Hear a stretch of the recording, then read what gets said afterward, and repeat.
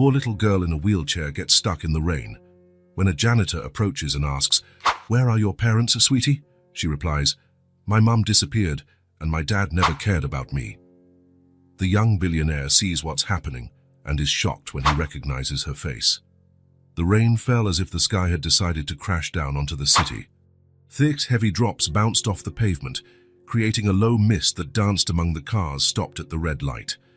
Logan Carter tapped his fingers on the steering wheel, impatient. His black Audi was warm and dry, the perfect contrast to the world outside. 20 minutes late, he muttered, looking at the clock on the dashboard. The meeting would start without him, but Logan wasn't really worried. Being the owner's son had its perks. The light stayed red, relentless like all things that refuse to cooperate when you're in a hurry. Logan sighed and let his eyes wander across the fogged-up window. That's when he saw her. On the other side of the street, a small figure struggled against the downpour. A little girl in a wheelchair. She couldn't be more than 5 years old, wearing a soaked red coat and a blue beanie that seemed about to fly off in the wind. She pushed the wheels with her tiny hands, but the water formed little streams that pushed her backward. She was alone, completely alone in the rain. "What the hell?" Logan leaned forward, rubbing the foggy glass to get a better look. The girl's chair tilted dangerously when one of the wheels got stuck in a pothole. She tried to steady herself, but her small hands slipped on the wet rims. For one terrible second, Logan thought she would fall. The light turned green, but Logan didn't move the car. Impatient horns blared behind him. He ignored them. From the entrance of a nearby building, a woman in a janitor's uniform ran toward the girl. Her steps were quick and determined, as if she well understood the danger of the situation. "Ma'am!" Logan shouted through the window he'd just opened, but his voice was drowned out by the sound of the rain. Without a second thought, Logan turned on his hazard lights, opened the door, and stepped into the rain. In 3 seconds, he was soaked. The cold water seeped through his expensive suit, but he barely noticed. He ran between cars that were starting to move, ignoring horns and shouts of protest. "Need help?" he asked, approaching the woman who was now holding onto the girl's wheelchair. The woman was in her 50s, with grey hair pulled back in a simple bun.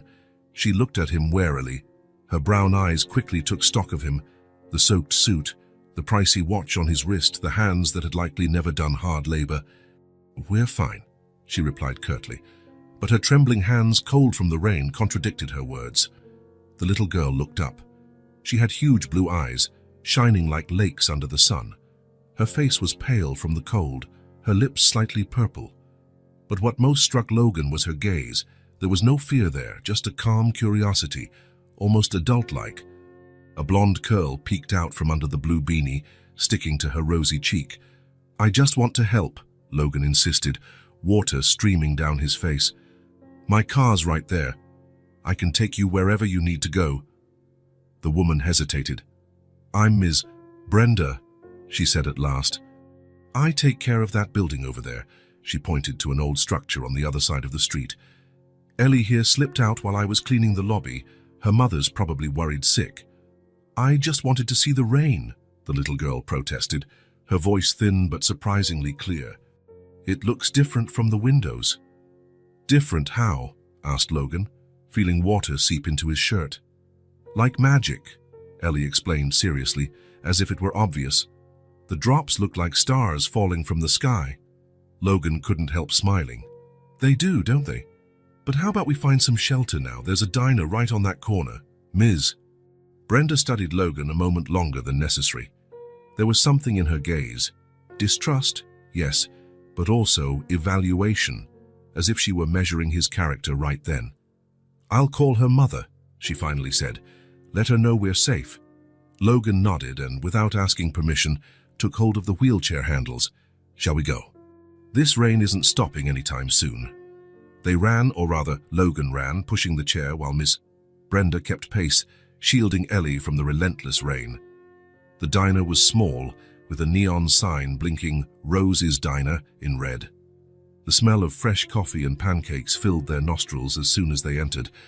"Table for 3, please," Logan said to the waitress, who eyed them in surprise, likely noticing the contrast between the soaked businessman, the middle-aged janitor, and the little girl in a wheelchair. Once seated, Ms. Brenda went to the bathroom to dry off as best she could, after making a quick phone call. Ellie stayed in her chair, taking off the blue beanie and shaking her golden curls like a wet puppy. Logan couldn't stop watching her. "How old are you, Ellie?" he asked, as the waitress placed steaming mugs of hot chocolate on the table. "5," she replied, proudly lifting her hand with 5 small fingers. "Almost 16," she added, as though it made all the difference in the world. "And what were you doing out in the rain by yourself? It's dangerous." Ellie blew on her hot chocolate carefully before answering. "Mr. Whiskers is my friend. Friends don't leave friends out in the rain." The simplicity of her logic disarmed him. Logan smiled, feeling a strange knot in his chest begin to loosen, one he hadn't even known was there. "Your mother must be worried," he said. "Mommy's sick today," Ellie explained, her expression suddenly serious. "She sleeps a lot when she's sick." Miss and Brenda returned to the table, looking a bit more composed. "I called her mother. She's worried, but relieved we know where Ellie is. She'll send someone as soon as possible." "There's no rush," said Logan, surprised at himself for actually meaning it. The important meeting suddenly felt distant and unimportant. As they ate pancakes, Logan's idea quickly approved by Ellie, he couldn't stop looking at the girl's face. There was something about her, something strangely familiar he couldn't put his finger on. The shape of her nose, her eyes, the way she furrowed her brow in concentration while slicing off a particularly large piece of pancake. It was like an echo, a reverberation of something he should know but couldn't recall, like looking at an old photograph of someone you knew in childhood. When Ellie smiled with syrup smeared on her face, something inside Logan shifted, a strange sense of both recognition and protectiveness, as if this little girl he'd just met already had a reserved spot in some corner of his life. As they talked, Logan noticed something that made him freeze for an instant. Ellie's eyes. They were blue like his own, not just in color but shapes, expression. A chill ran down his spine as she watched him with a gaze far too serious for a 5-year-old. "Ms." Brenda watched the scene with quiet interest, her eyes moving from Logan to Ellie and back again. When they finally said goodbye, Ellie's mother had sent a taxi to pick them up. Logan felt strange, like something important had happened, something that would change the course of his life. "Thank you for your help, Mr. Ms." Brenda left the sentence hanging. "Logan Carter," he replied, extending his hand. A flicker of recognition passed through the woman's eyes upon hearing the surname, but she said nothing. She only gave his hand a brief shake. "Bye, Logan." Ellie waved excitedly from her chair. "Will you come again sometime?" "Maybe," he answered with a smile, surprised that he was genuinely considering seeing the child again. On his way back to his car, still drenched but strangely warm inside, Logan couldn't get Ellie's face out of his mind. Those blue eyes, so much like his own, continued to haunt him. There was something there, something important, like an echo of the past he still didn't understand. 3 days had passed since that rainy encounter, but Ellie's image remained vivid in Logan's mind. During important meetings, in the middle of conversations, even when he closed his eyes to sleep, those blue eyes and that sincere smile kept appearing, along with the unsettling sense of familiarity. Logan tried to go back to his routine. He woke early on Wednesday, put on one of his immaculate suits, and drove to Carter Enterprises. In the elevator, he pressed the button for the executive floor and looked at his reflection in the polished metal doors. Something had changed in his face. He couldn't say what exactly, but it seemed different. "Good morning, Mr. Carter," his secretary greeted as he passed her desk. Logan responded with a distracted nod and went to his office. The city view stretched out before the panoramic window. Buildings, cars, tiny people living their lives. Somewhere out there, a 5-year-old girl in a wheelchair was also living hers. He couldn't work. The financial reports in front of him made no sense. The numbers danced before his eyes, refusing to form coherent patterns. By 2 in the afternoon, Logan grabbed his car keys. "Cancel my appointments for the rest of the day," he told his secretary as he walked out. Something personal came up. 20 minutes later, Logan was parked on the same street where he'd met Ellie. The rain had stopped, leaving only puddles reflecting the sky like broken mirrors. The building Miss Brenda had pointed to was old, its facade worn, with an iron gate that had seen better days. Logan took a deep breath and went in. The lobby was small and plain, with battered tile floors and a staircase leading to the upper floors. There was no elevator. A woman was cleaning the floor with slow, methodical movements. When she saw him, she straightened up, leaning on the mop handle. "Mr. Carter," Miss Brenda said, recognizing him instantly. There was no surprise in her voice. "Miss Brenda?" Logan nodded. "I came to see how Ellie's doing." The woman studied him for a few seconds, her life-worn face revealing little of her thoughts. "Apartment 3B, she finally said. "Second floor. Rachel, her mother, isn't doing well today. Just be careful what you say."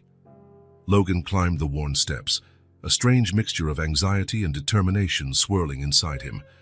The second-floor hallway was narrow and dark, with worn doors on both sides. He found 3B and hesitated a moment before knocking. No answer. He was about to give up when he heard a faint sound inside, the recognizable squeak of wheels on the floor. He knocked again, harder. The door opened a few inches, held by a chain. Through the gap, Ellie's blue eyes lit up as she recognized him. "Logan," she exclaimed with genuine excitement. "Mom, it's the man from the rain." The door closed for an instant, probably to remove the chain, and then opened fully. Ellie beamed from her wheelchair, wearing a simple dress with her hair in slightly uneven pigtails. "You came back to see me," she said, maneuvering her chair back to let him in. The apartment was small and tidy, despite worn furniture and walls in need of new paint. There was a couch, a small coffee table, an old TV, and some photos on the wall. The tiny open-plan kitchen had a table for two. "Who is it, Ellie?" A weak voice came from the bedroom. "It's Logan, Mom. He saved me from the rain." A woman appeared in the bedroom doorway, leaning on the frame. She was young, maybe 30, but her face showed signs of exhaustion and illness. She was pale, with dark circles under her eyes. Her hair, the same golden hue as Ellie's, was tied in a messy bun. She wore a faded robe over pajamas. Even in her condition, Logan could see she was beautiful, and there was something in her face, the shape of her cheek perhaps, that reminded him of someone he couldn't quite place. "Mr. Carter," she said, trying to stand a bit straighter, "Ellie hasn't stopped talking about you. Thank you for helping her that day." "Just Logan, please," he replied. And it was nothing. He held out the bag he'd brought. "I brought some sandwiches and fruit. I thought you might like them." Rachel Evans, Logan recalled that name from what Miss Brenda had said, looked at the bag with a mix of gratitude and wounded pride. "You didn't have to," she said, but her eyes betrayed hunger and need. "It's no trouble," he assured her. "I was in the neighborhood and thought of Ellie." Ellie took the bag and peeked inside. "Apples, I love apples." A faint smile brightened Rachel's tired face. "Ellie, what do we say when someone gives us something?" "Thank you, Logan," the little girl exclaimed, already biting into a red apple. "You should probably go," said Rachel, suddenly caught by a fit of coughing. She brought her hand to her mouth, and Logan could see her trembling. Without thinking, he stepped forward to support her, guiding her to the couch. "You need to sit down. Can I get you water?" Rachel wanted to refuse. He could see it in her eyes, but another coughing fit stopped her. Logan went to the kitchen, found a clean cup, and filled it with tap water. "Thank you," she murmured after a few sips. "It's nothing serious, just a persistent flu." But Logan could see it was more than that. The apartment showed signs of scant medicines, and Rachel's deep, dark circles told a story of sleepless nights and constant worries. "Have you seen a doctor?" he asked, sitting in the armchair across from the couch. "I'm fine," she insisted, looking away. Ellie moved closer, her worried eyes on her mother. She placed a tiny hand on Rachel's knee. "Mommy gets sick sometimes," she explained to Logan with the seriousness of someone sharing a big secret. "But then she gets better." Rachel stroked her daughter's hair tenderly. That simple gesture, so full of love, made something tighten in Logan's chest. "I'll come back tomorrow," he said abruptly, "to check on you both." Rachel opened her mouth to protest, but he continued. "And I'll bring something for dinner. No arguments." After he left, giving Rachel his cell number just in case, Logan drove to a pharmacy. He bought cold medicine, vitamins, cough syrup, and other basic remedies. At the supermarket, he filled a cart with enough food to last weeks: canned goods, pasta, rice, fruit, vegetables, meat. It wasn't charity, he told himself. It was... what exactly? The next day he came back, and the next day too. Each visit lasted a bit longer than the one before. He brought food, medicine, small gifts for Ellie, colorful books, crayons, a puzzle adapted to her abilities. He never arrived empty-handed. Rachel, initially distrustful and defensive, began to relax in his presence. Logan noticed she seemed to improve a bit every day, as the medicine took effect and the worry about the next meal eased. On his fourth visit, she greeted him with a genuine smile. She was up, wearing jeans and a simple t-shirt, her hair clean and brushed. "Thank you," she said simply, while Ellie excitedly unwrapped a new book Logan had brought. For everything. Logan felt a warm sensation spread through his chest at seeing mother and daughter healthier and happier. It was a new feeling for him, the simple satisfaction of helping, of making a difference in someone's life. While watching Ellie show off the book's illustrations, he realized he kept returning not out of obligation or guilt, but because he wanted to be there. Because that small apartment, with its worn-out furniture and peeling walls, somehow felt more welcoming than his own luxury place. And because Ellie's face, with eyes so similar to his, kept calling to him like an echo from the past that he couldn't ignore. Weeks went by, and Logan's visits became part of the routine. On Tuesdays and Thursdays, he left the office early. On Saturdays, he arrived in the morning and stayed until late afternoon. His secretary stopped asking about the personal matters that kept appearing in his schedule, and his father, Richard Carter, gave him suspicious looks whenever he ducked out of business dinners. "I have a commitment," Logan would say without elaborating. In the modest neighborhood, Ellie now watched for him from the window. Logan could see her craning her neck to look out, her small nose pressed against the glass. When his car parked, she clapped her hands and spun her wheelchair toward the door. Logan's here," she'd announce, as if it were a major global event. That Saturday afternoon, the rain returned, gentler than on the day they first met. Logan brought a set of brand new colored pencils and a spiral drawing pad with thick paper that wouldn't tear easily. Ellie's eyes sparkled as she received them. "Let's draw together," she said, more an order than an invitation. The living room floor became their canvas. Ellie sprawled on the worn rug surrounded by colored pencils. Logan sat next to her, folding his long legs into a position that would have been comical if it weren't so natural. "What should we draw?" he asked. "A tree with lots of birds, and a treehouse too." Rachel watched from the kitchen as she prepared tea. In the past few weeks, her cheeks had gained a bit of color. The medications Logan discreetly left in the bathroom cabinet were helping, and regular meals were starting to restore her strength. Her thin frame still carried traces of illness, but her eyes were more alive.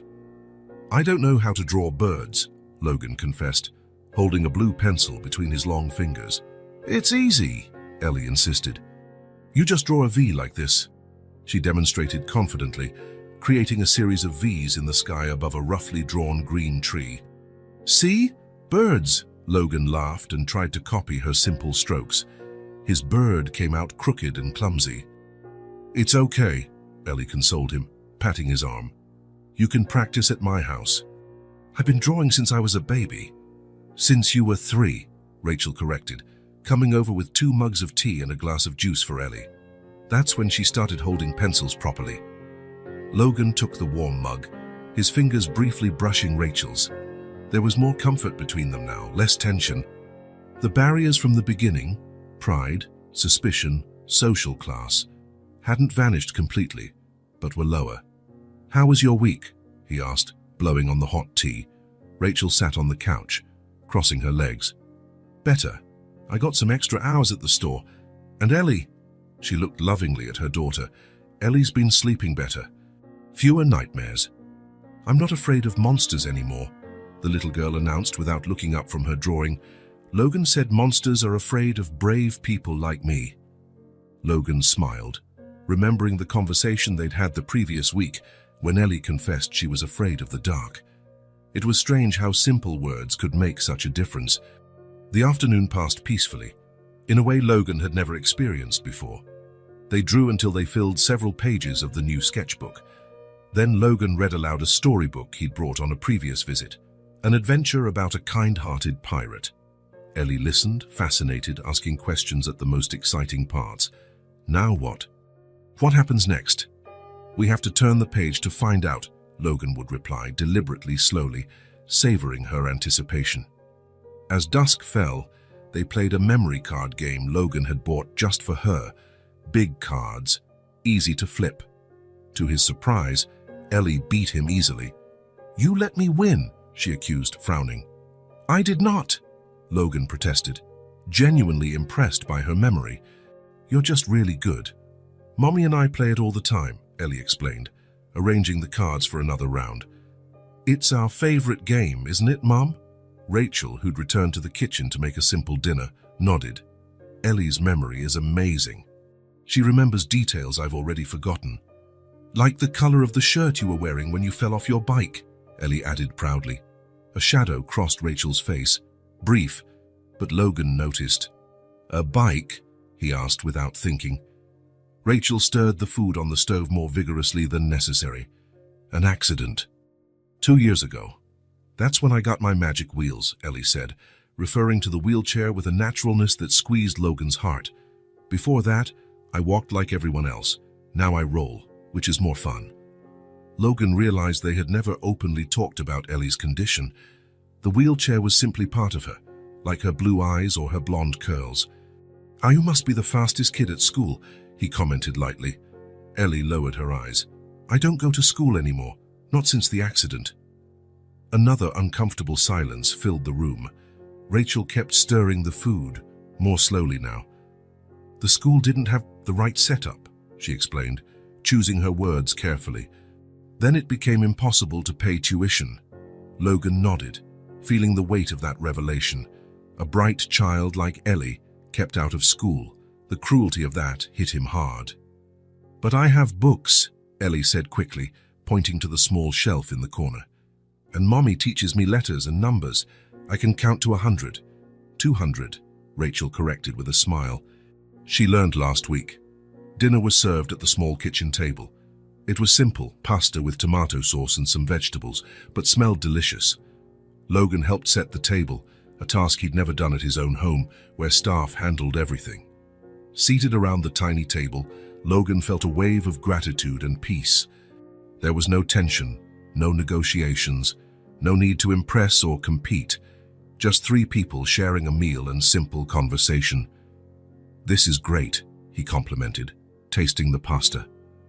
"Ellie helped with the sauce," Rachel said. "She's learning to cook. Just easy things," Ellie explained. "Mommy won't let me use the knife yet." "Smart choice," Logan agreed, making her laugh. After dinner, while Ellie watched cartoons on TV, Rachel and Logan washed dishes side by side. The counter space was cramped, and their arms occasionally brushed against each other. There was a comfortable intimacy in that shared chore. "Thank you," Rachel said quietly.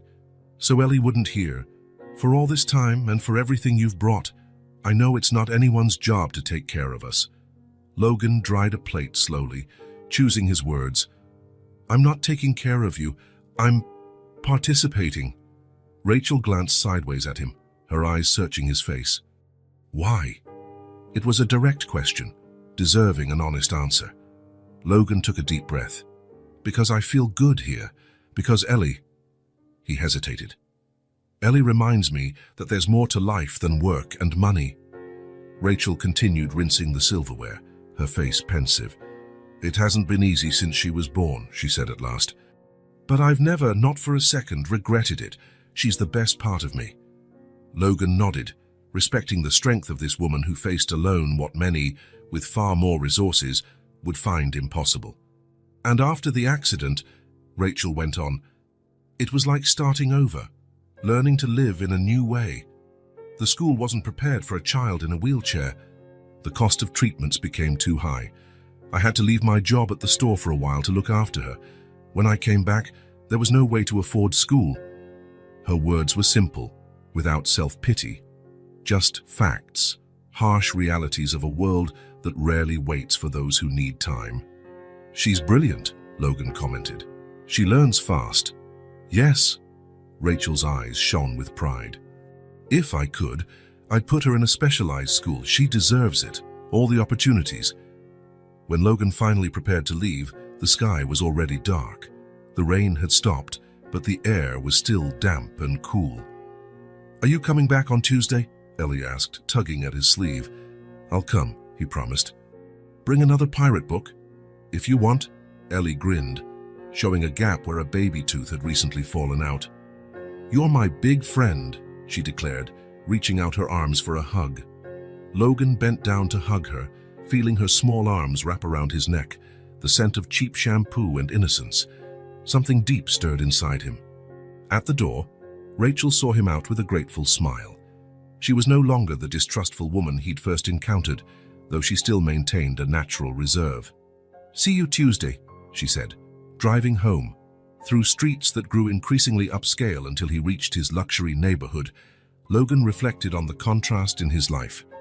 He'd grown up with everything: expensive toys, exclusive schools, international travel. He'd never lacked for anything material. Yet in that small apartment, with a little girl in a wheelchair and a single mother fighting against the odds, he'd found something he hadn't known he was seeking. Authenticity, affection without expectations, the simple joy of making a difference. Life, he thought as he parked in his high-end building's garage, handed out love and suffering so unfairly. Some had everything, except what really mattered. Others struggled for basic needs, but possessed a richness of spirit no bank could quantify. Entering his empty, pristine apartment, he missed the sound of cartoons, the smell of simple pasta, and the embrace of a little girl who called him big friend. For the first time, his life of privilege felt hollow. The decision came to Logan on a Sunday morning, as he drank coffee alone in his penthouse.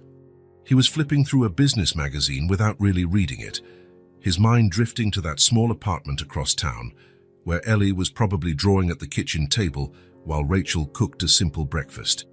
He put down the magazine, grabbed his phone, and started making calls. The following Tuesday, when he arrived at Rachel and Ellie's apartment, he wasn't alone. Two men accompanied him, carrying a brand new child's wheelchair with bright blue upholstery and wheels that lit up with colorful details. "What's that?" asked Rachel when she opened the door, her face a mixture of surprise and suspicion. Ellie, on the other hand, couldn't contain her excitement. "A new chair, is it for me?" "Is it mine?" Logan nodded, smiling as the men set the chair in the middle of the living room. "I thought you needed one that suited you better. This one has wheels that light up when you move." Ellie wheeled her old chair around the new one, examining it with wide-eyed wonder. "Can I try it?" "Of course," Logan said. "It's all yours."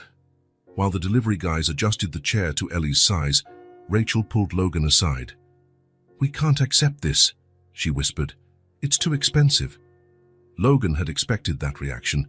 "It's not a gift, it's a necessity. The old one's worn out and doesn't fit her anymore. This will grow with her for a few years." Rachel opened her mouth to protest again, but Ellie's shout of joy interrupted her. The girl was spinning around the living room in the new chair, the wheel lights flashing as she turned. "Mommy, look how fast it is! And it doesn't squeak in the corners." Rachel's face softened at seeing her daughter so happy. Still, Logan could see the internal struggle in her eyes, pride battling need, independence battling Ellie's well-being. "Thank you," she finally said quietly. "But we just can't." "We can talk about it later," Logan interrupted gently.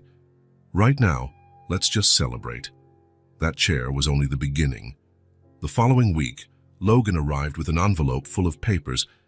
"I made some appointments," he announced while Ellie was busy with an educational game he'd brought.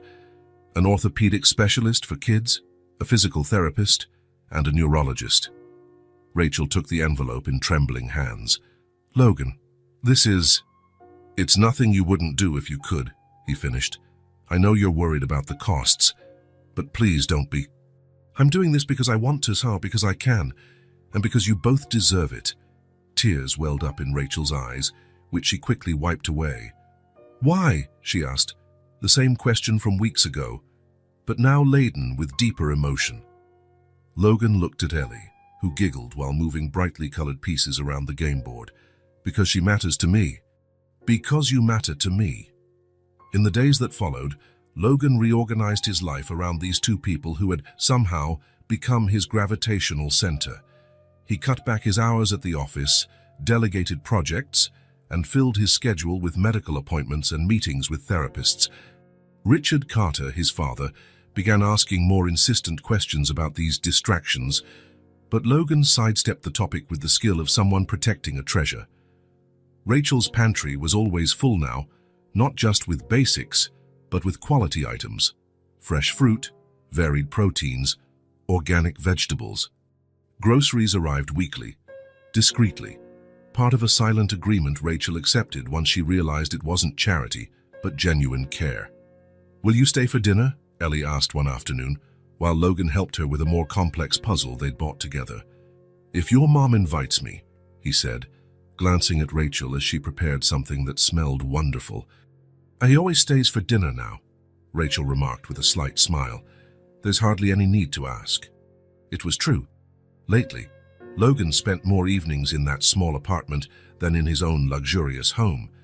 He ate at the laminate kitchen table, helped wash dishes, watched children's movies sitting on the floor next to Ellie's wheelchair. One night, after dinner, Logan pulled a set of colorful cards from his backpack. "What are those?" asked Ellie, curious as always. "A game for us to learn together," he explained, spreading the cards on the living room table. "Each card has a letter, and we need to find words that start with it." It wasn't just a game, and Rachel noticed it immediately. It was a lesson disguised as fun. For airplane," Ellie shouted when she flipped the first card. "That's right, also for ant, apple, adventure," Logan smiled. "Very good, now try this one." He flipped another card showing the letter B. B for ball, bear, baby, balloon. Each new letter revealed Ellie's surprisingly large vocabulary for a 5-year-old who wasn't in school. Soon, the game turned into mini reading sessions, with Logan pointing out simple words in picture books and Ellie trying to identify them. "She learns quickly," Logan told Rachel later, after Ellie had gone to bed. "She's always been like that," Rachel replied with a mix of pride and sadness. "If she could be in school." "She will be," Logan promised. "I'm looking into some options." Rachel didn't argue this time. Something between them had changed. The barrier of pride and independence, though still there, shrank a little more each day. Logan was no longer the wealthy stranger trying to help. He was someone who cared, who was there not out of guilt or obligation, but choice. The improvised lessons continued in the following weeks. Logan brought simple math games, geography puzzles, and books blending stories with basic science concepts. Ellie absorbed it all with a joy and ease that amazed him. "For you'd make a good teacher," Rachel observed one afternoon, watching him patiently explain how planets revolve around the sun to Ellie. "She's just a great student," he replied, though the compliment warmed him inside. It was one of those afternoons, while watching Ellie concentrate on building a small papier-mâché solar system they'd created together, that Logan felt something deep and strange, a feeling he couldn't fully name, a mix of protectiveness, pride, and connection beyond normal friendship or care. He looked at that child with her golden curls falling over blue eyes, so much like his, and felt as if he were caring for someone who had always been his, someone who should always have been under his protection. A bond that transcended the time they had known each other, something almost familial. The feeling both scared and comforted him. He didn't know how to explain it, nor did he want to. He just knew that choosing to stay in the lives of these two people was no longer optional. It was as necessary as breathing. Ellie looked up from her project and smiled at him, a smile full of trust and affection. "I'm done, Logan. Look how pretty it is." "It's perfect," he said, helping her place the little planet Earth in its orbit, exactly as it should be. Night fell softly over the city, wrapping the small apartment in cozy shadows. Ellie had been asleep for almost an hour. Her day had been tiring. with a physical therapy session and then the long afternoon of educational games with Logan. Her new wheelchair rested by the bed, the colorful lights on its wheels finally off. Logan and Rachel sat on the apartment's tiny balcony. It wasn't really a balcony, just a narrow extension big enough for two simple chairs. But from there, they could see the city lights and feel the cool night breeze. They shared a bottle of inexpensive wine in makeshift cups. It wasn't the fancy Bordeaux Logan was used to at business dinners, but it had its own charm. "Thank you for today," Rachel said, swirling the red liquid in her cup. "The physical therapist said he's seeing progress. The exercises are strengthening her muscles." Logan smiled, satisfied. "She's determined. She counts the reps like it's a competition. She's always been like that, stubborn since she was little." Rachel smiled at the memory. When she was only 3, she insisted on dressing herself. It took forever, but she wouldn't accept help. The silence that followed was comfortable. Over the past weeks, they had developed a friendship built on mutual respect and shared love for Ellie. It wasn't romantic, at least not overtly, but there was a slowly growing intimacy. "Can I ask you something?" Logan broke the silence, his tone more serious. Rachel nodded, taking another sip of wine. "Ellie's dad. You never talk about him." She tensed, her fingers tightening around the cup. For a moment, Logan thought he'd crossed an invisible line. "I'm sorry, it's none of my business," he backtracked. "No, it's okay." Rachel took a deep breath. "I guess you deserve to know after all you've done for us." She glanced at the slightly open door to the bedroom, making sure Ellie was really asleep. "It's not a pretty story." Logan waited silently, giving her room to speak at her own pace. "6 years ago, I worked as a secretary at a big corporation," she began, her voice low but steady. "Carter Enterprises. Have you heard of it?" Logan felt his stomach clench. "Yes," he answered, trying to keep his voice neutral. "I know it well. I was in the legal department. I just graduated with a business degree, but jobs were scarce, so I took the secretary position to get some experience." Rachel paused, gazing at the city beyond the narrow balcony. "The pay was good. The people were mostly nice. I thought I could grow in the company, maybe eventually land a better role." She took another sip of wine, as if seeking courage. "Then I met him, the owner of the company. I was filling in for his executive assistant for a few weeks while she was on medical leave." A bitter smile crossed her lips. "He was charming, powerful, the kind of man who walks into a room and everyone notices. You know how that is." Logan knew exactly how that was. He had grown up watching his father wield that kind of influence over people. At first, it was just smiles, friendly comments, then invitations to lunch to discuss my future at the company.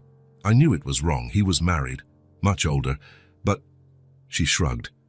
I was young and impressionable, and he was persuasive. "You got involved," Logan concluded, feeling a knot tighten in his throat. "For a few months, always in secret, always with promises that he'd separate from his wife, that we had a future." Rachel gave a humorless laugh. "Oldest story in the book, right?" And I fell for it like an idiot. Logan wanted to say something, anything to comfort her, but no words came. Part of him already knew where this story would end, and his heart pounded harder against his ribs. Then someone found out, probably one of the other assistants. Rumors spread fast.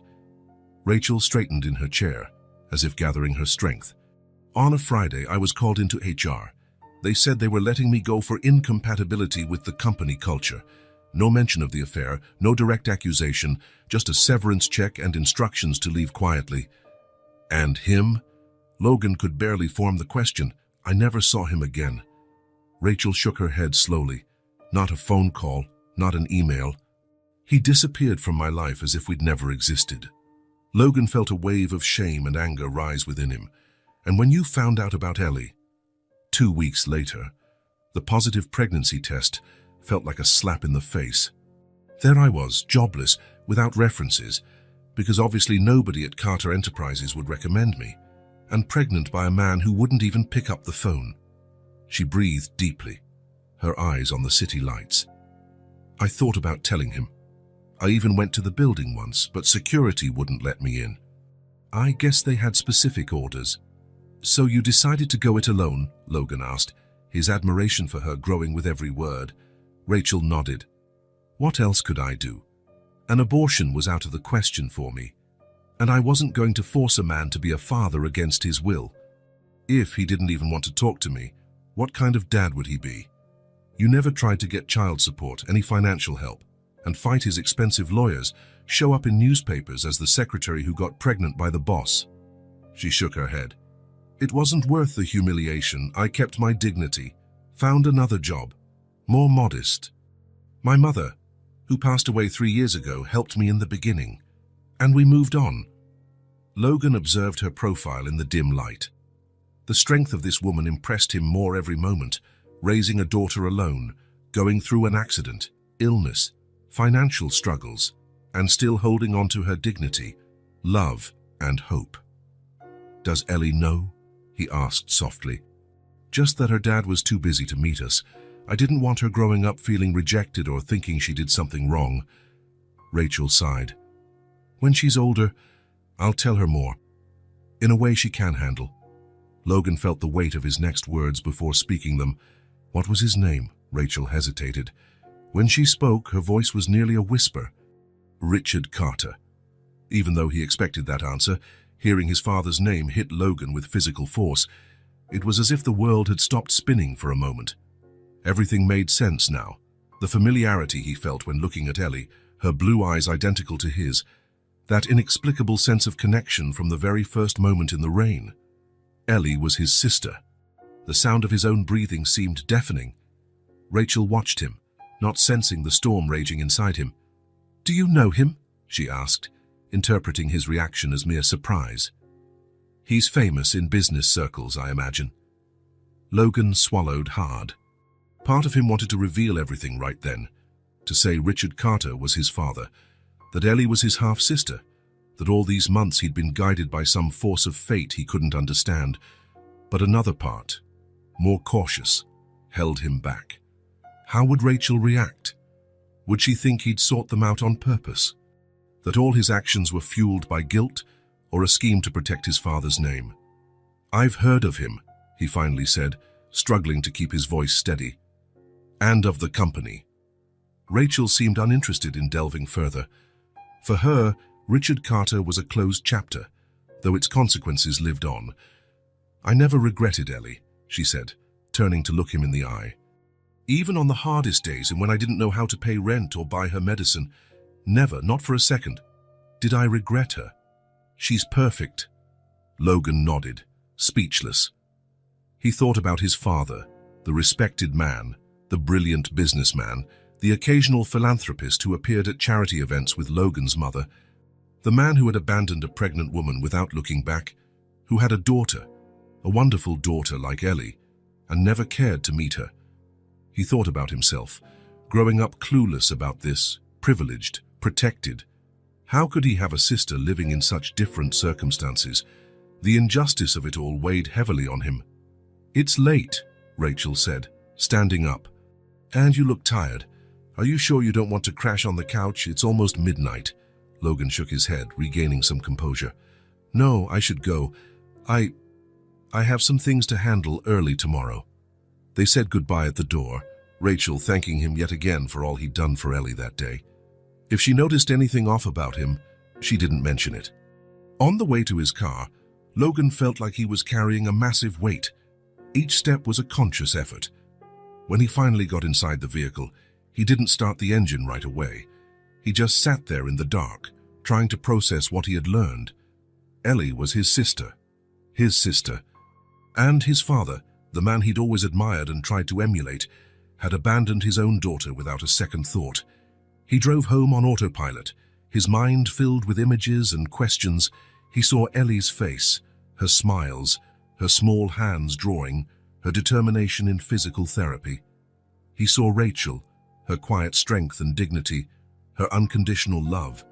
And he saw his father in board meetings, at formal dinners, on business trips, living as though those two people did not exist. That night, Logan couldn't sleep. He sat in his home office, the city lights outside, and made a decision. He needed to know more. He needed to confirm what his heart already knew to be true. The next morning, using his privileges as the company's vice president, Logan gained access to personnel records from the legal department 6 years prior. The excuse was an internal audit on employee turnover. The files confirmed it all. Rachel Evans had been hired as a junior secretary in the legal department in January 6 years ago. In April of that year, she had been temporarily assigned to replace Richard Carter's executive assistant. By July, she was abruptly dismissed with a large severance and a confidentiality agreement. Logan even found an email from the head of HR to his father, mentioning the situation with Ms. Evans and assuring him everything was handled discreetly. No explicit details, but the evasive language said enough. The dates matched perfectly. If Ellie was 5 now, that meant Rachel was in the early stages of pregnancy when she was fired, probably without even knowing. The anger Logan felt was visceral. His father hadn't just had an affair with an employee, bad enough in itself, but he'd discarded her as soon as things got complicated. And later, when he could have taken responsibility for his daughter, he'd chosen cowardice. Along with the anger, Logan felt a sense of responsibility. It wasn't his fault, but somehow it felt like it was. As if the universe had led him to that rainy street months ago, so he could right a wrong his father had committed. Ellie deserved more. Rachel deserved more. Closing the digital files and taking a deep breath, Logan made his second decision of the day. He would confront his father. Not just for himself, not just to vent his anger, but for Ellie, his innocent sister who deserved acknowledgement, support and love from her real father. The conversation wouldn't be easy, but it had to happen. Leaving the company that afternoon, his heart pounded with determination and apprehension. Richard Carter's office occupied the entire top floor of Carter Enterprises. Glass walls offered a panoramic view of the city, a constant reminder of the power and influence he'd cultivated over decades. The massive mahogany desk, the paintings by famous artists, and the minimalist yet luxurious decor all cemented the image of unshakable success. Logan had known that setting since he was a child. How many times had he visited his father there, always a mixture of admiration and intimidation. He'd grown up hearing others call his father a visionary, a business genius. Richard Carter was not just his dad, he was an institution, a role model, a legacy to uphold, or so Logan had thought until now. The secretary, a middle-aged woman, efficient and discreet, announced Logan's arrival over the intercom. Seconds later, the double doors swung open. "Logan!" Richard smiled, rising to greet him. "What a pleasant surprise. We didn't schedule anything, did we?" "No," Logan said, closing the door behind him. "We need to talk." Something in Logan's voice made Richard's smile waver slightly. He knew his son well enough to see this wasn't a trivial matter. Of course.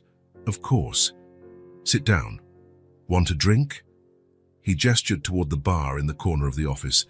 "No, thanks." Logan stayed standing, studying his father. Richard Carter was 59 but looked younger. Tall like his son, he stayed fit with regular tennis and golf sessions.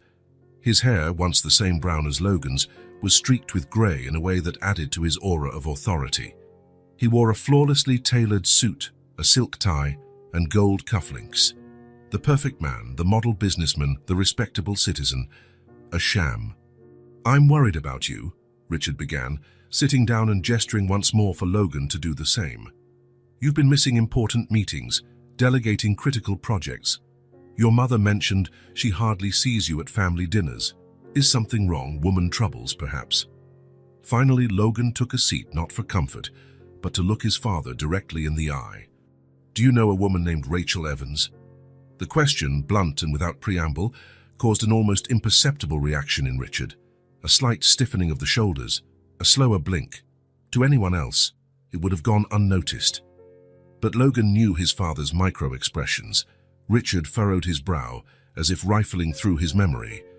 Evans, the name isn't entirely unfamiliar. A former employee, perhaps. The feigned hesitation made Logan boil.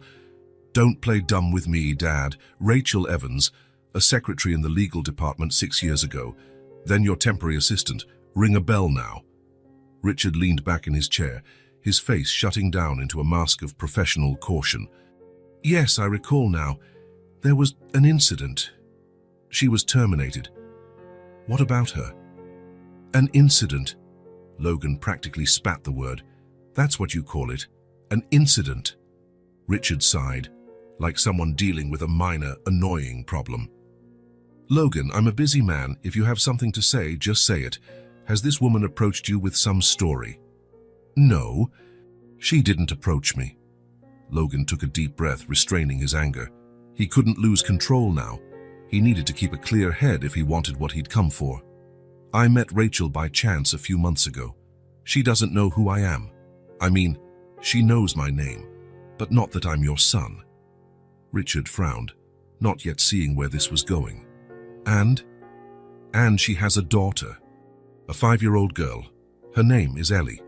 The silence that followed was heavy. Richard didn't move, didn't blink, didn't react.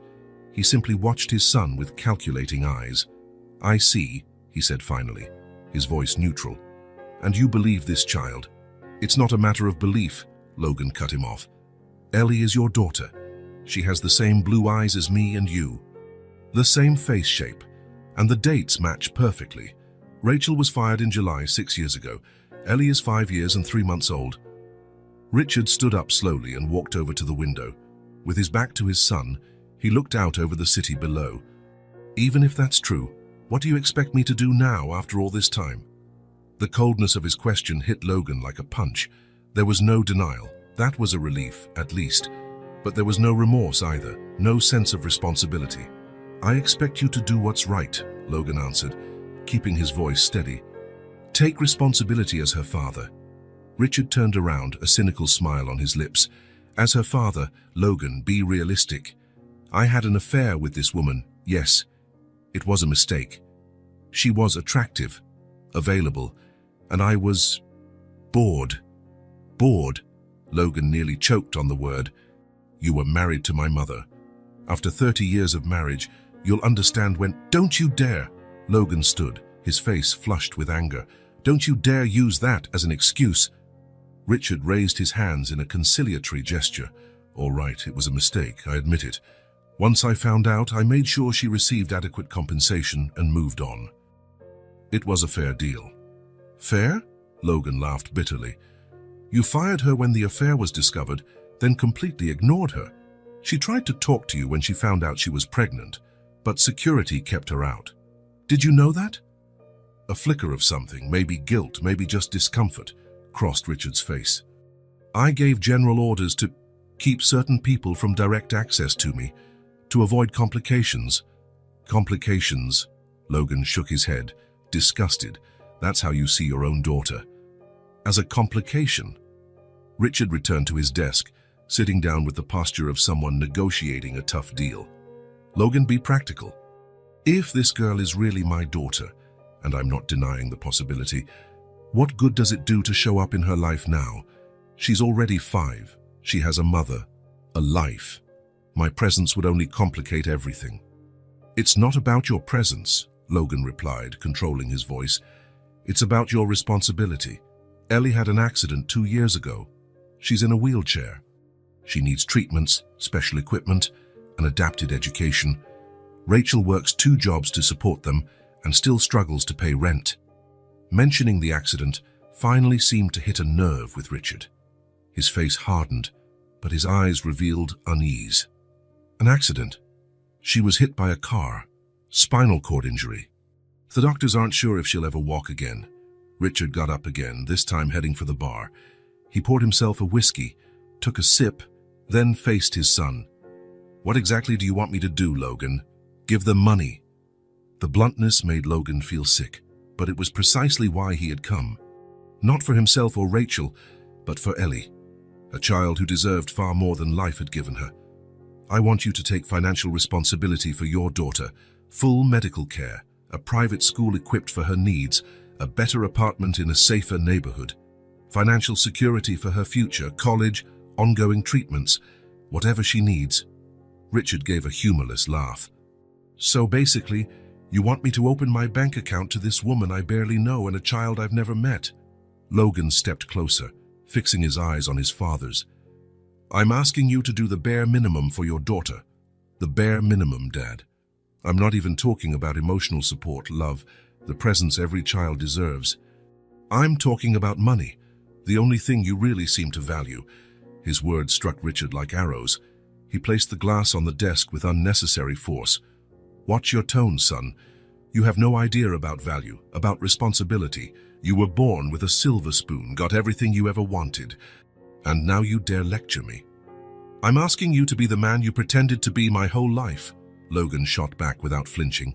The man of integrity, the leader, the example. Or was that also a sham? They stared at each other in silence for several long seconds. The tension was palpable, a clash of generations, father and son, old values versus new, selfishness versus responsibility. Finally, Richard sighed, running a hand through his graying hair. What if I refuse? He asked, but his tone already hinted at defeat. Logan didn't hesitate. Then I'll go to court. As Ellie's legal guardian, I can demand a DNA test and child support. It'll be public, scandalous, your name, your reputation, your marriage, all on the line. Is that what you want? It was a bluff.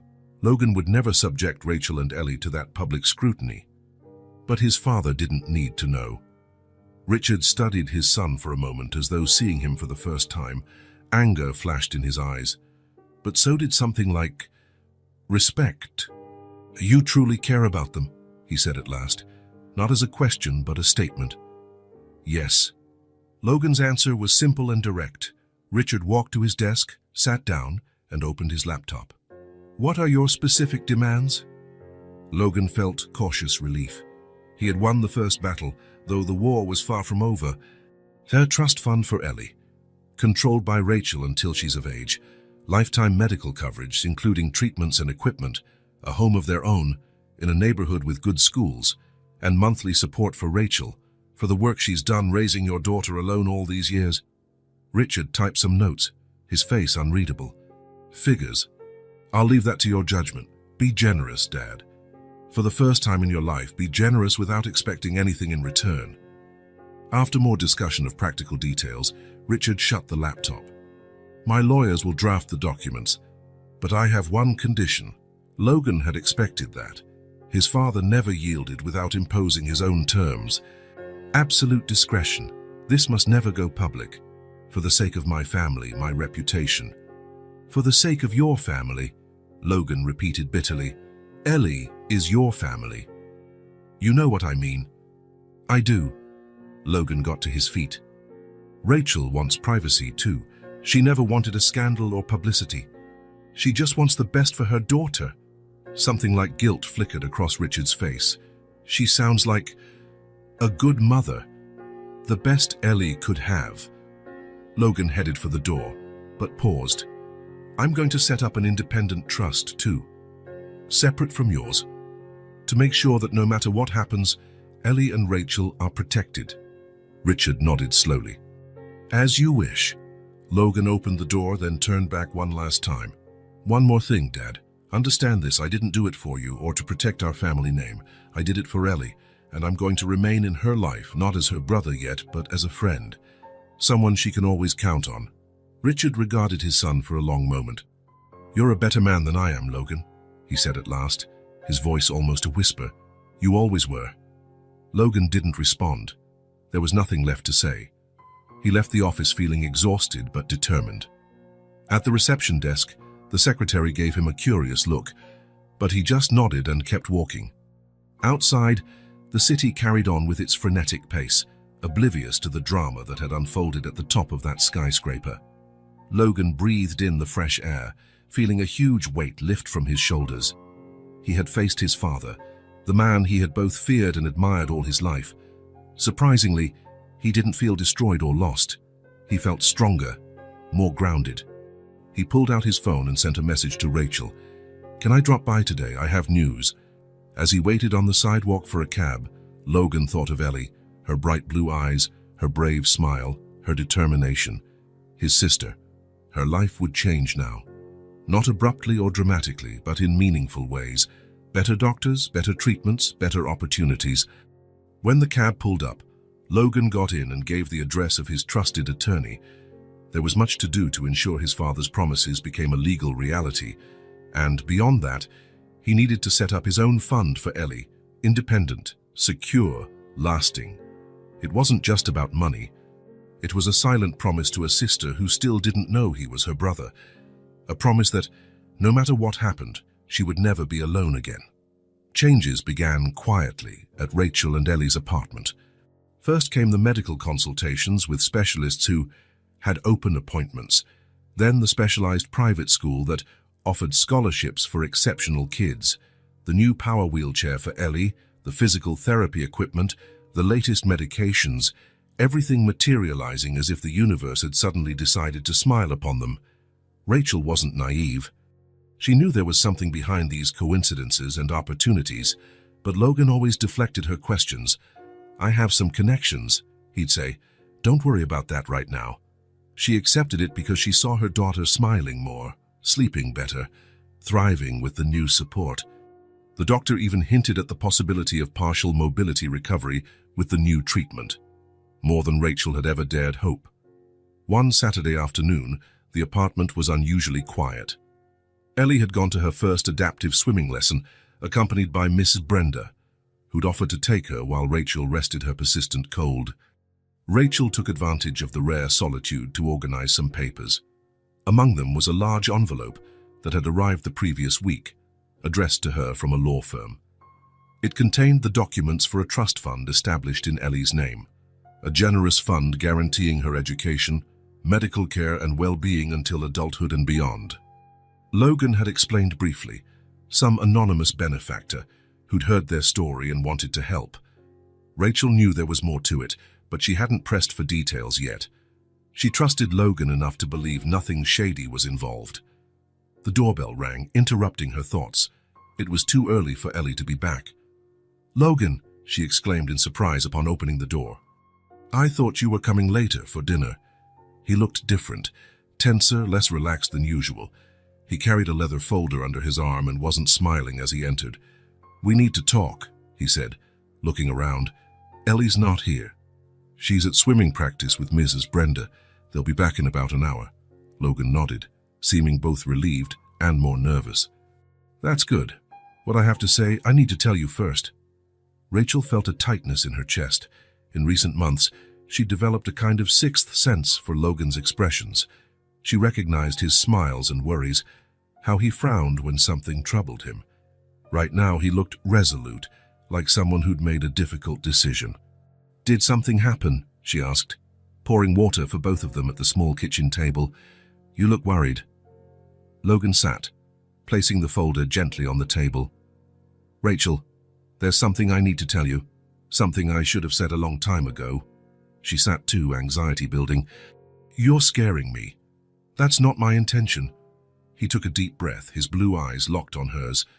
"Rachel, do you remember the first time you told me about Ellie's dad?" She nodded. "Of course, on the balcony, a few months ago." "You told me his name." "Richard Carter," Rachel confirmed, still unsure where this was headed. "Why?" Logan opened the folder slowly and removed a photograph. It was a formal family picture, an older man with graying hair in a suit, a refined blonde woman by his side, and a teenage boy in the middle, maybe 16, everyone smiling, posed, perfectly arranged. Rachel looked at it curiously until her gaze settled on the boy. Even younger, he was unmistakable. It was Logan. Her eyes then darted to the older man and shock washed over her. The same eyes, the same face shape, older, sterner, but undeniably similar to Logan. "That's," her voice faltered. "Richard Carter. My father," Logan said, his tone low but steady. "Rachel, I'm his son. Ellie is my half-sister." Rachel felt as if the floor had dropped from beneath her. The implications of that revelation hit her like a wave.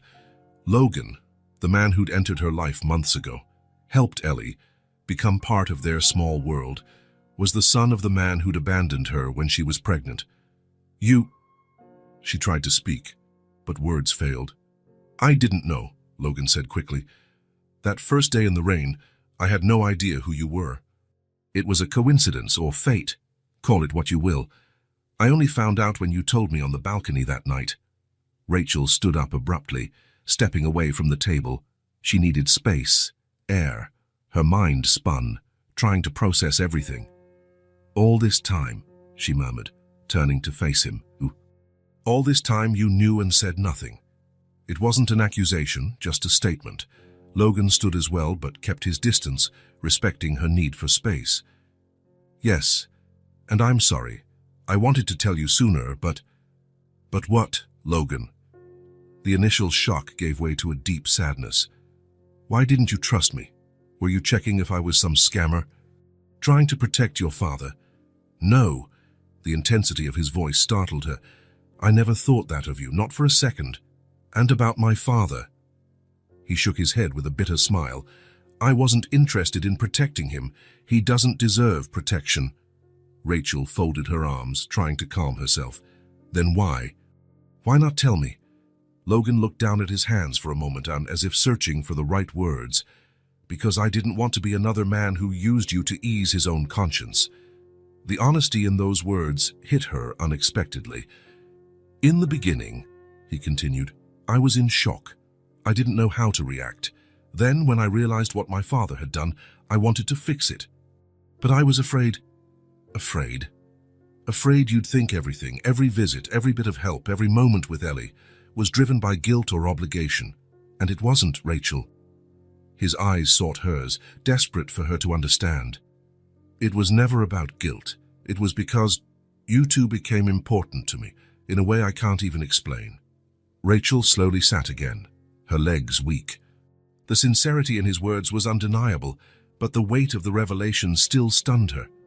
"All these things," she said, pointing to the documents on the table, "all these coincidences, the doctors, the school, the fund for Ellie, that was your father." Logan nodded. "Yes and no. I confronted him, demanded he take responsibility, at least financially. He resisted, but he eventually agreed. The resources are his, but the fund is under your control, independent of him. He can't interfere or withdraw the money." "So he knows about Ellie?" It wasn't a question. "Yes, but he doesn't want personal involvement, and I didn't push it. I thought that decision should be yours and, later on, Ellie's when she's older." Rachel covered her face with her hands for a moment, trying to organize her thoughts. When she looked at Logan again, there was no anger, just deep exhaustion. "Why now? Why tell me now?" Logan sat, looking serious. "Because you're about to move into the new apartment. Because Ellie's improving with her treatments. Because everything's changing, and I couldn't let us build something new on top of a secret this big." He paused, his eyes locked on hers. "And because Ellie deserves to know who I really am, when she's ready. She deserves to know I'm not just her big friend, I'm her brother." The silence that followed was heavy, but not hostile. Rachel looked again at the photo on the table. The resemblance between Ellie and Logan was obvious now. Same eyes, same smile. "You look more like him than you'd like," she said at last, with a sad little smile. "Only on the outside, I hope," Logan replied, serious. Rachel took a deep breath, gathering her thoughts. "I need to ask, did you plan all this from the start? Since that day in the rain?" "No." His answer came quickly, firmly. That day was pure chance. But now, looking back, it feels like it was meant to happen. You know? Like some greater force put us on that street, in that rain, at exactly that time. Rachel nodded slowly. As irrational as it sounded, she understood that feeling. "I'm angry," she admitted, surprising even herself with her honesty. "But not at you. I'm angry because Richard Carter still affects my life. Even after all these years, I've tried to leave him behind." "I understand." Logan waited in respectful silence. "But I'm also grateful," she went on, words coming more easily now. "If none of this had happened, Ellie wouldn't have the treatment she has, or the new school, or..." She looked at Logan, her gaze softening. "Or you." The relief in his face was visible. "So, you don't want me to go?" The question caught her off guard. "Go. Why would you leave? I thought maybe after learning the truth you wouldn't want to see me. That it'd be too painful. A constant reminder." Rachel shook her head slowly. "Logan, these past months you've become part of Ellie's life in a way I can't even explain. She adores you. And you? She paused, searching for the right words. You're not your father. You never were. You chose to be here, to be part of her life. That means everything. Tears shone in both their eyes, unspilled. We'll have to tell her eventually, Rachel said pensively, that you're her brother. Whenever you think it's the right time, Logan agreed. No rush. The sound of the front door opening cut their conversation short. Ellie rolled in on her wheelchair, hair still damp from the pool, her face glowing with happiness. Ms. Brenda followed, carrying a small swim bag. Logan, Ellie shouted upon seeing him, spinning her chair in his direction. You won't believe it. I floated all by myself. So the teacher said I have natural talent. Logan bent down to hug her, his eyes meeting Rachel's over the child's shoulder. A silent understanding passed between them. The truth would wait.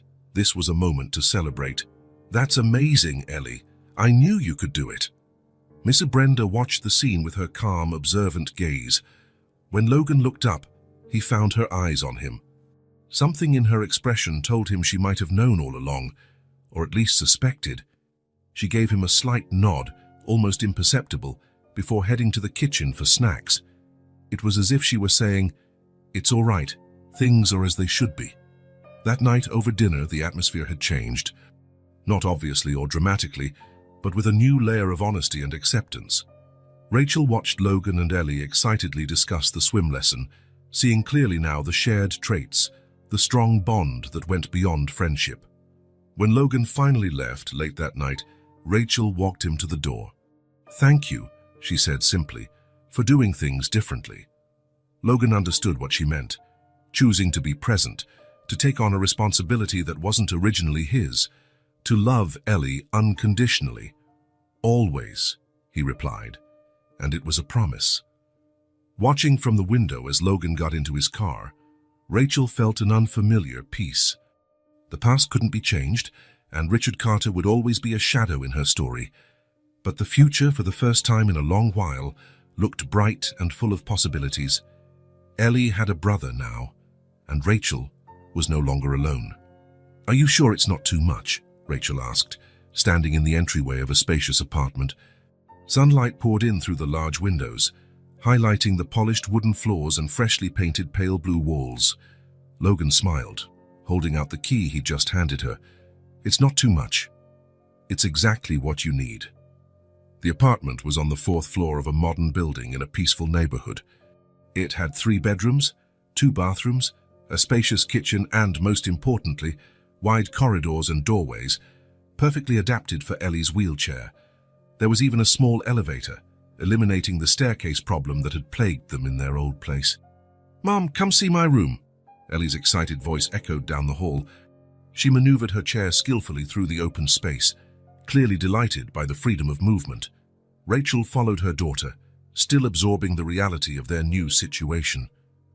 Ellie's room was bright and cheerful, with a view of a small park. Someone, Logan, she guessed, had decorated the walls with colorful stickers of planets and stars, reminding her of the solar system they'd built together months earlier. "Look, there's room for all my books," Ellie announced, pointing to a low bookshelf within easy reach of her chair. "And the bed's higher, just like the doctor said would be better for me." Rachel ran a hand over Ellie's hair, unable to contain her emotions at the sight of her daughter's joy. For years, they'd lived in cramped, inadequate spaces, watching Ellie struggle not just with physical limitations, but with an environment that worked against her. Now, finally, the space worked in her favor. "It's perfect, honey," she agreed, her voice slightly shaky. Logan stood in the doorway, a discreet smile on his face. Over the past few weeks, since revealing he was Richard's son, their relationship had changed. There was more honesty, more vulnerability, and surprisingly more trust. "We still have to unpack your things," he said, stepping into the room. "But I figured you'd want to decide where everything goes." "Can I choose where each thing goes?" Ellie asked, eyes shining with possibility. "Of course," Logan assured her. "It's your space." While Ellie began chattering about where she'd place each of her belongings, Rachel and Logan returned to the living room. "You thought of everything," she remarked, noting the adapted details everywhere. Lowered counters in the kitchen, light switches within wheelchair reach, doors with no thresholds that could hinder Ellie's chair. I consulted accessibility specialists, Logan explained. I wanted it to be functional, not just pretty. Rachel nodded, walking to the window. The neighborhood was quiet and green, with a school visible a few blocks away. She knew it had a well-regarded inclusion program for children with special needs. I'm starting to feel bad for saying thank you so often, she said, turning to face him. But I don't know what else to say. Logan stepped closer, stopping at a respectful distance. You don't have to say anything. Seeing Ellie so happy, that's all that matters. The moving trucks arrived soon after, bringing the few belongings they'd kept from the old apartment along with many new items. Rachel had insisted on bringing some sentimental pieces, the small kitchen table where Ellie had drawn her first pictures, the armchair where she read stories to her every night, photos and trinkets that told the story of their life together. The next hours were a whirlwind of activity. Miss Brenda showed up to help, bringing sandwiches and drinks for everyone. Though she no longer worked at their old building, she remained a steady presence in their lives, like an honorary aunt to Ellie and a loyal friend to Rachel. This place has good energy, the older woman declared, helping organize the kitchen. You're going to be happy here. By the end of the day, exhausted but pleased, they all sat in the dining area to share a pizza. Ellie chatted excitedly about her plans for her new room, her upcoming start at a new school, and the more frequent swim lessons she'd have now. And the best part is you can visit more often, Logan, she said between bites. You won't have to climb those annoying stairs, Logan smiled. That's true. And now there's plenty of room to spread out all our projects. While Ellie and Mrs. Brenda chatted, Logan noticed Rachel watching them with a thoughtful expression. Everything okay? He asked quietly. She nodded slowly. It's strange. For the first time in years, I feel like I can breathe. Actually breathe, without that constant pressure in my chest. She met his gaze. It's a good feeling. Scary, but good. Logan understood. For years, Rachel had lived in constant alert mode, always worried about the next rent payment, the next medication, the next crisis. Now, with financial security and an apartment adapted to Ellie's needs, she could finally let her guard down, at least a little. It'll take time to get used to, he said. But you deserve this, Rachel. You both do. Over the following weeks, a new life took shape. Ellie started at her new school, where a specialized team helped her both academically and through integrated physical therapy. She came home brimming with stories of new friends and adapted activities that allowed her to participate fully. The new apartment filled with life. Plants in the windows, Ellie's drawings on the walls, books on the shelves. Rachel, with more free time now that she no longer needed 2 jobs, enrolled in an online course to update her professional skills. For the first time in years, she could envision her own future, not just day-to-day survival. Logan visited regularly, always bringing something new for Ellie, a book, an educational game, or a new project idea. Their relationship blossomed naturally. Though they hadn't yet told Ellie the truth about him being her brother, their bond was undeniable to anyone who saw them together. One afternoon, while Ellie proudly demonstrated some physical therapy exercises she could do on her own, Logan received an unexpected message. It was from his father. "We need to talk," it said succinctly. The next day, in his office, Richard Carter looked different from the arrogant man Logan had confronted months earlier. There was something in his eyes, a restlessness, a vulnerability Logan had rarely seen. "How are they?" Richard asked, without preamble. "They're doing well," Logan answered cautiously. "Ellie started her new school. She loves it." Richard nodded, drumming his fingers on the desk. "I got a report from the doctors. They say she's responding well to treatment." "Yes. There's even some hope for partial mobility recovery, with time and intensive therapy." An uncomfortable silence filled the space. Richard stood up, moving to the window, something Logan recognized as a sign of significant news to come. "I'd like to meet her," Richard said at last, his voice lower than usual. "Ellie, if Rachel agrees, of course." The request surprised Logan. In all their previous talks, Richard had made it clear he wanted to keep his distance, offering only financial support. "What changed?" Logan asked, suspicious. Richard turned to face him. "I saw the photos you sent the doctor. She has your smile. The one you had when you were a child." Logan waited, sensing there was more. "I never wanted more children beyond you," Richard continued. "Your mother had complications giving birth to you, and we decided one child was enough." He paused. "But now, there's this girl out there, my daughter, and I can't stop thinking about her." Logan studied his father carefully, looking for signs of manipulation or deceit. Surprisingly, he found none. "I'll talk to Rachel," he said at last, "but I can't promise anything. It's her call." Rachel reacted exactly as Logan expected, with caution and distrust. "Why?" she asked, after the kids who'd visited Ellie for a welcome party had gone home. "Why now, after all this time?" Logan relayed what Richard had told him, watching her closely. "I don't know if I can trust him," Rachel admitted. "Not after everything." "I get it," Logan said gently. "If you say no, he has to respect it." Rachel gazed out the window at the park where Ellie would soon have adaptive PE classes. Her world had changed so much in such a short time. Her daughter was happy, healthy, full of new opportunities. Part of that, tough as it was to admit, was because of Richard Carter. "I'll think about it," she finally said. "But on my terms." "Lots of terms," Logan nodded. "That's fair." That night, while tucking Ellie into bed, Rachel looked at her daughter's sleepy face and saw the features she now recognized. Logan's eyes, the Carter's smile. She also saw her own strength and determination mirrored there. "Mom," Ellie murmured, half asleep, "this is the best room in the whole world." Rachel smiled, kissing her forehead. "It is, my love, the best in the whole world." And for the first time in a long while, she truly believed the future would be better than the past. The rain returned on a Sunday afternoon, 6 months after their first meeting. It wasn't a violent storm like before, just a thin, steady drizzle that fogged the windows and created gentle swirls in the puddles. Ellie watched the drops slide down the glass of her new bedroom, tracing their winding paths with her finger. Her morning therapy session had been intense, and she was resting in her chair, a blanket over her legs. Logan was in the living room with Rachel, speaking in low voices about Richard's upcoming visit the following week. "Mom," Ellie called, rolling into the living room. "It's raining just like that day." Rachel looked up from the papers she was reviewing with Logan. "Which day, sweetheart?" "The day Logan saved me in the rain," Ellie answered, turning those bright blue eyes so like Logan's on him. "Can we go back to that diner again? The one with the yummy pancakes?" Logan and Rachel exchanged glances.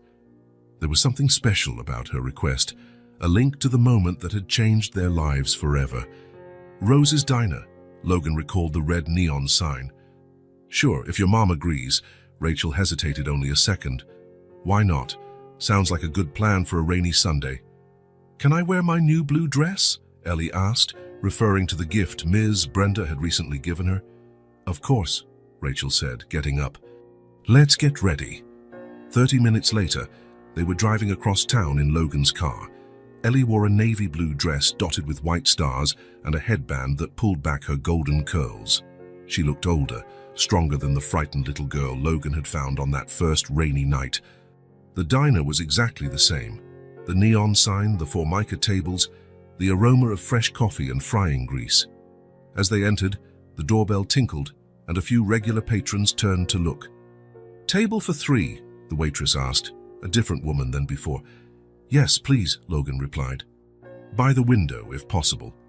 By some miracle, the same table they'd had months ago was free. Logan helped position Ellie's chair, and Rachel sat beside her. The familiarity of the place, combined with how much their lives had changed, gave the moment a surreal quality. "It seems smaller," Rachel commented, glancing around. "Places always seem smaller when we return," Logan said. "It's like we grow, but they stay the same." "I grew 2 inches since that day," Ellie chimed in proudly. "The school nurse measured me." Logan smiled. "See? That's why the diner seems smaller." They ordered pancakes just like they had that first night. Ellie insisted on hot chocolate, even though it was late spring. Some traditions were meant to be kept.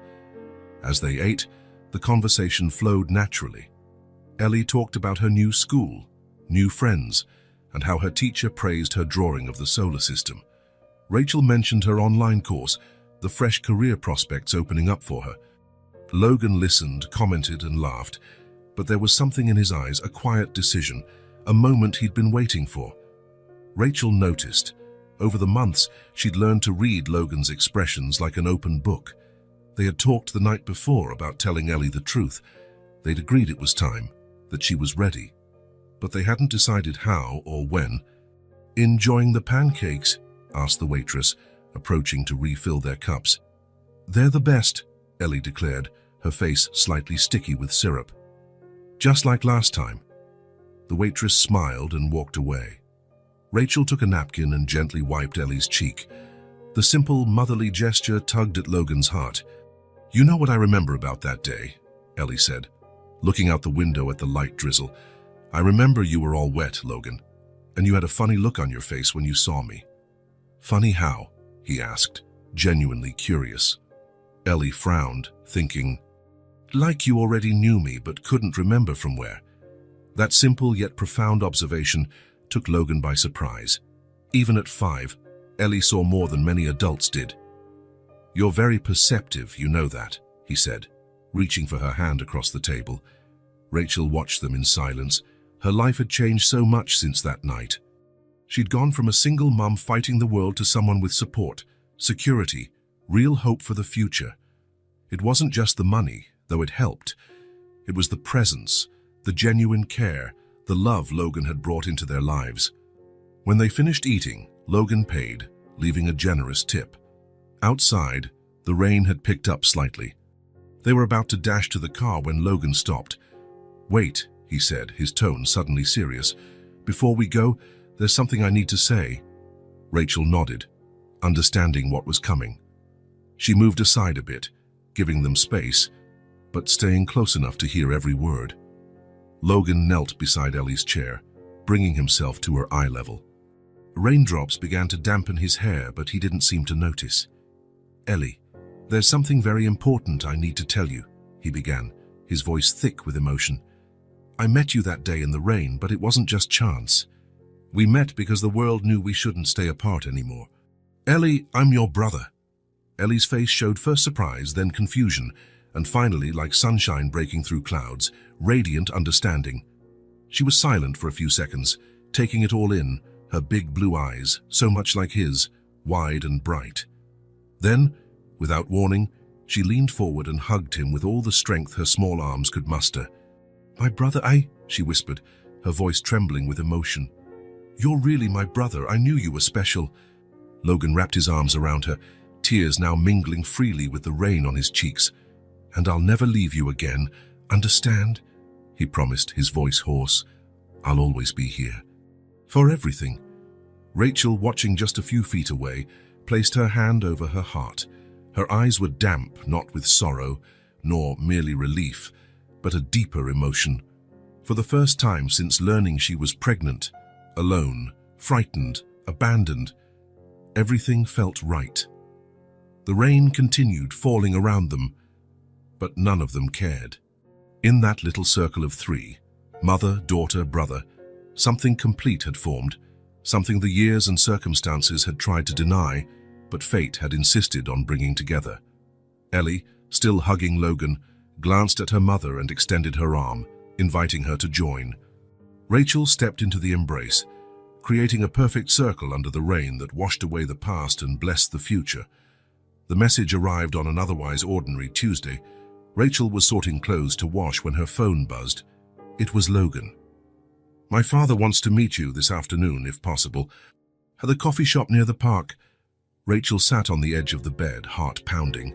Though she'd agreed to the possibility, the reality hit her. Richard Carter, the man who'd abandoned her pregnant years ago, who only acknowledged Ellie's existence after being forced by his son, wanted to see her. "I'll be there," she replied, after a brief hesitation. Ellie was at school, busy with a new science project that thrilled her. Ever since Logan revealed he was her brother, she had a newfound confidence. as if that missing puzzle piece in her life had finally clicked into place. The coffee shop was discreet and upscale, the kind of place where executives held informal meetings away from prying eyes. Rachel arrived a few minutes early, choosing a corner table with a view of the entrance. She wore a simple but nice dress, hair pulled back in a low bun, minimal makeup. She hadn't dressed to impress Richard, but to feel secure in her own dignity. Logan had offered to come along, but she declined. This conversation needed to happen between her and Richard, no intermediaries. At exactly 3 o'clock, he walked in. Rachel recognized him immediately, despite the years. The same blue eyes shared by Logan and Ellie, the same imposing posture. Older, with fully grey hair, but still carrying that aura of power she remembered so well. He spotted her and approached with measured steps. There was no arrogance in his walk this time. He seemed almost subdued, maybe even nervous. "Rachel," he said, stopping in front of the table, "thank you for coming." She gestured to the chair opposite her, not standing up. "Mr. Carter." "Richard, please." He sat, placing a small, gift-wrapped package on the table. "Can I order you a coffee?" Rachel nodded, more to buy time than out of desire for the drink. While Richard placed the order, she studied him. He was different, not just older, but carrying a vulnerability he'd never shown before. "Logan told me Ellie knows now," he said, after the waiter left, "that he's her brother." "Yes, we told her a few days ago. She was very happy." Rachel paused. Kids have an amazing ability to accept truths when they're presented with love. Richard nodded, a slight smile touching his lips. "She seems extraordinary. In the photos I saw..." He hesitated. "She has our family's eyes." The silence that followed wasn't exactly uncomfortable, but it was heavy, with untold stories, with 6 years of absence. "Why did you want to see me?" Rachel asked eventually, cutting to the chase. "Logan could have arranged everything for you to meet Ellie." Richard took a deep breath, as if summoning courage. When he spoke, his voice was firm, but gentler than she'd ever heard. "Because I was wrong. I wronged you, and the daughter I didn't even know I had." He held her gaze without looking away. "I can't undo the past, but if you'll let me, I want to be part of her future, to meet her, to ask for forgiveness, sincerely." His words, so simple and direct, struck Rachel deeply. It wasn't what she expected. Maybe a lengthy explanation, maybe an attempt to justify the unjustifiable. Instead, there was only acknowledgement and genuine remorse. "Why now?" she asked, fighting to keep her voice steady. "After all this time?" Richard looked at his hands. "The easy answer is to say that Logan forced me, that I'm only doing it to keep peace with my son." He raised his eyes to hers. "But the truth is that when I saw Ellie's pictures, when I heard about her courage and her intelligence, I realized I was missing something priceless, something I couldn't get back." The coffee arrived, interrupting them momentarily. Rachel cupped her hands around the mug, feeling its warmth. "Do you know how many times I tried to speak to you?" she asked, taking a sip. "In those first months, when I found out I was pregnant, how often I was turned away at your company's doors." The pain in her voice was palpable. For the first time, Richard looked genuinely affected. "I know now," he admitted. "Logan found the records. I'd instructed security to keep certain situations away I never imagined." He shook his head. "No excuses. I hid behind power and money because it was easier than facing the consequences of my actions." Rachel listened in silence. His words hurt like old wounds reopening, but also brought an odd sense of release. For years, she'd carried that rejection alone, wondering what more she could have done. "Ellie never suffered because you weren't around," she said after a pause. "I made sure of that. I didn't want her growing up missing someone who chose not to be there." "You're an extraordinary mother," Richard said, genuine respect in his voice. "You did what I didn't have the courage to do, face responsibility." Another silence, less tense now. Rachel observed him, no longer the intimidating executive who fired her, but a man in his 60s facing his regrets. "If you really want to meet Ellie," she said carefully, "then start like the rest of us did, with truth, with consistency, with humility." Richard nodded, accepting her conditions without argument. That's all I ask, a chance. It won't be my way or yours, Rachel continued. It'll be hers at her pace, and never, she emphasized, never make a promise you can't keep. She's been through enough. I understand, he replied solemnly, and I accept all your conditions. Rachel finished her coffee. She has swim practice tomorrow afternoon. After that, we'll go to the park for a snack. If you'd like, you can join us there as a family friend for now. Richard's eyes shone with gratitude. I'll be there. Before leaving, he pushed the small package toward her. It's not really a gift, just something I thought she might enjoy. Rachel accepted it without opening it, sensing it was a book. She nodded in thanks and got up. Richard walked her to the door, keeping a respectful distance. Rachel, he called as she was about to leave, thank you. Not just for today, but for everything you've done for Ellie all these years. She simply nodded and left, feeling strangely light. The next day, as planned, Richard showed up at the park. He wore casual clothes, so different from his usual immaculate suits. Logan was there too, sitting on a nearby bench, watching carefully. The introduction was simple. Ellie, this is Richard, a friend of the family, Rachel said. He wanted to meet you. Ellie, in her wheelchair, held out her hand politely. Nice to meet you. Are you Logan's friend too? Richard hesitated only a second. Yes, I've known Logan for a long time. It wasn't a lie, but it wasn't the whole truth either. It was a start, though. The rest would come slowly with time, when Ellie was ready. In the following weeks, Richard began to hover on the periphery of their lives. He never forced his presence, never demanded anything. He was simply there, taking Ellie out for ice cream after therapy sessions, applauding when she won a prize at the science fair, patiently listening as she explained the constellations she'd learned to identify. On one such afternoon, as Ellie demonstrated the small maneuvers her new chair could do, Logan watched from a distance. He realized that helping Rachel and Ellie hadn't been some noble act. It was a moral obligation, yes, but also a personal need, the need to belong, to be part of something bigger and more genuine than himself. He had chosen to stay, not just pass through their lives, not just give money or gifts, but to be there day after day, building bonds that went beyond the blood they shared. The real change, he realized, hadn't come from revealing the truth about his connection to Ellie. It came from backing up that truth with consistent actions, with a constant presence, with love shown not only in words but in daily gestures. As he watched, the clouds that had threatened rain all afternoon began to clear.